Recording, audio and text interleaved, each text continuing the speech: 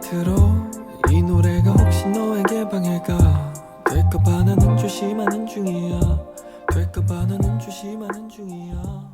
So I've been traveling for the last 2 weeks and really haven't been home in a while. I first went to Barcelona, which was in my last video, and then I also went down to LA for a few days. And while those trips were super fun and I had a great time, I also, of course, am a homebody, and so I started missing both my routine and my home and also just my cat after around like 3 or 4 days away. So honestly, I'm super happy to be back and finally be able to like sleep in my own bed, spend time in my own apartment, just get back into like routine. I feel like if you're watching this video, you're probably pretty similar to me, but having a routine is pretty important to me. And whenever I don't have that routine, I feel kind of like off and almost out of the flow a bit, I guess. I think especially because I enjoy the everyday small things like making my coffee in the morning, making breakfast for myself, going on walks, taking care of my plants, spending time chilling on the couch. And since it's the weekend and no one's really been in the apartment for a while now, I think what I'm gonna do is just spend honestly like an hour or two zoning out and cleaning the entire apartment, doing my laundry, changing my bed sheets, all of that stuff.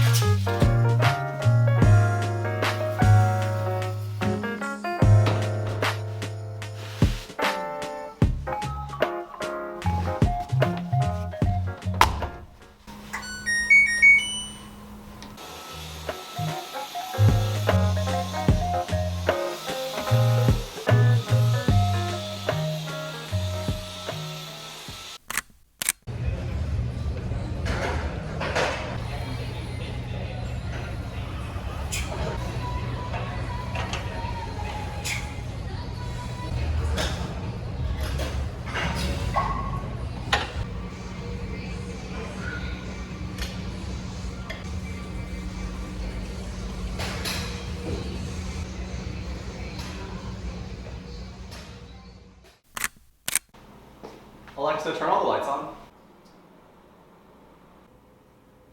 Okay, you can stay here. I'm gonna talk though, okay? So I haven't really done segments like this for my YouTube videos before, but I wanted to sit down and kind of just talk about some more like personal topics, which I think a lot of people watching this will probably relate to. If you haven't noticed, and most of you probably have, it gets dark at like 4 or 5 p.m. now. Like I think right now it's 4:30 right now, and I had to turn on all of my lights because the sun's going down. There's just something so like tiring and draining about the fact that, for example, if you get off work at 4 p.m., you go outside and it's already dark outside. So it feels like your entire day is basically already gone.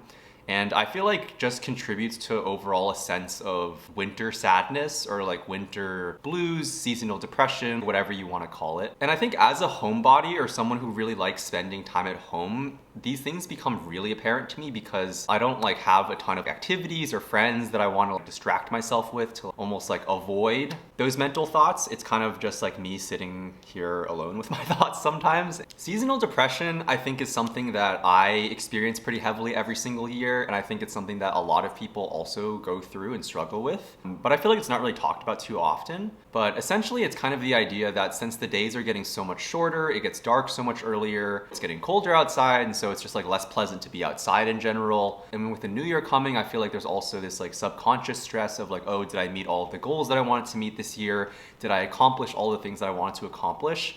And I feel like it's really easy to get overwhelmed by a lot of those things. Like for example, I was severely depressed last winter around this similar time, and I feel like it was really hard for me to break out of that. And even though this year I feel like I'm in a better place mentally, I definitely still feel all of those things, and I've definitely been in a lower mood ever since kind of like November and December rolls around. Even if you're not someone who struggles with depression or these deeper lows, seasonal depression can still impact you a lot, and it's something that impacts, I feel like, a lot of people that I would classify as like mentally healthy, because at the end of the day, you aren't really always going to be at your best. And especially during time of the year like this, where there are so many external factors that can have such a huge impact on your mood. And I feel like recognizing and discussing this idea of seasonal depression is really important to me, because I used to be someone who held myself to extremely high standards of both being a very high functioning and high performing human being, but also someone who's very happy. I'm very grateful for all of the opportunities that I'm given and the place that I'm at in life. And I often tell myself that it's almost like unreasonable to not feel at my best, or to not feel happy all the time, or to not feel at least sort of like upbeat.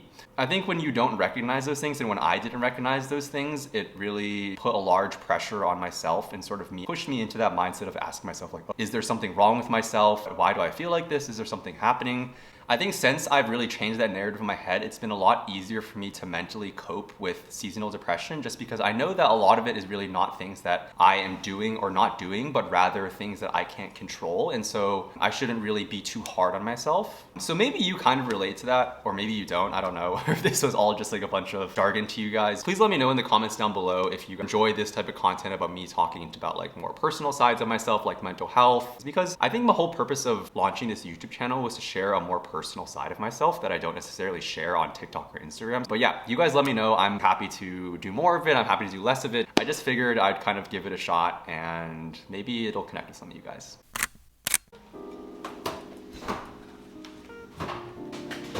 Do you want the medium hot one or the spicy one? So I mentioned in my last video that I've been trying to make new recipes recently, and so today I'm gonna try making these sweet Korean pancakes. And I'm also gonna make, this is cheating a little bit since I'm not making it from scratch, but I also found these Soon tofu kits, which if you don't know what that is, it's basically like a Korean soft tofu stew. Green tea, sweet cream, jam this. We don't have yeast. We can't make this, it's just gonna be flat. It's like a little bit green. It smells like green tea. You look like you do. It feels weird. So now we have to knead it for 5 minutes.